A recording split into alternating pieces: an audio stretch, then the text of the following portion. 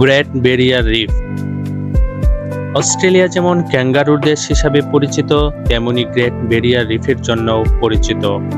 এই রিফটি এখন অন্যতম পর্যটন আকর্ষণে পরিণত হয়েছে।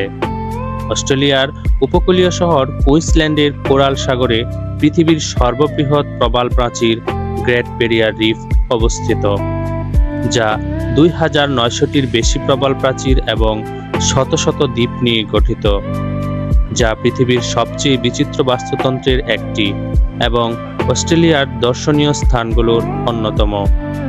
তবে কিভাবে এটি গড়ে উঠেছে সে রহস্য আজও অজানা। এটিকে পৃথিবীর সমৃদ্ধ সামুদ্রিক বাস্তুতন্ত্রের মধ্যে অন্যতম হিসাবে গণ্য করা হয়। শুধু অস্ট্রেলিয়ায় নয়, পৃথিবীর ঐতিহ্যপূর্ণ স্থানগুলোর মধ্যে এটি অনন্য। অস্ট্রেলিয়ার কুইন্সল্যান্ডের সমুদ্রতটে প্রায় ৯০০টি দ্বীপের সমন্বয়ে গড়ে ওঠা এই প্রবাল প্রাচীরটি প্রায় ৩,৫০,০০০ বর্গ কিলোমিটার স্থান জুড়ে অবস্থিত। পৃথিবীর আশ্চর্য প্রবাল প্রাচীরের একটি বড় অংশ Great Barrier Reef Marine Park. এটি একসময় মাছ ধরার জন্য একটি উপযুক্ত স্থান ছিল। পৃথিবীর সবচেয়ে বিচিত্র গ্রেট ব্যারিয়ার রিফের বয়স প্রায় ২,৫০,০০,০০০ বছর।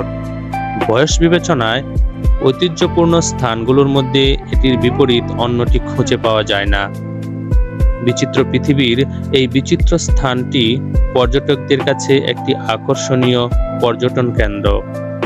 এটি বিশ্বের বৃহত্তম প্রবাল প্রাচীর।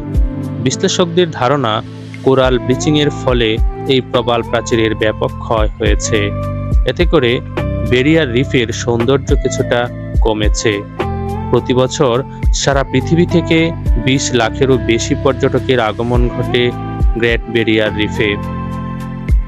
১৯৮১ সালে এই প্রবাল প্রাচীরটিকে বিশ্ব ঐতিহ্যের তালিকায় অন্তর্ভুক্ত করে ইউনেস্কো। জলবায়ু পরিবর্তনের কারণে গ্রেট ব্যারিয়ার রিফ ঝুঁকির মুখে রয়েছে বলে মনে করেন পরিবেশবাদীরা। জলবায়ু পরিবর্তনের প্রভাব থেকে গ্রেট ব্যারিয়ার রিফকে রক্ষায় দ্রুত পদক্ষেপ নেওয়া উচিত মনে করেন পরিবেশ বিজ্ঞানীরা।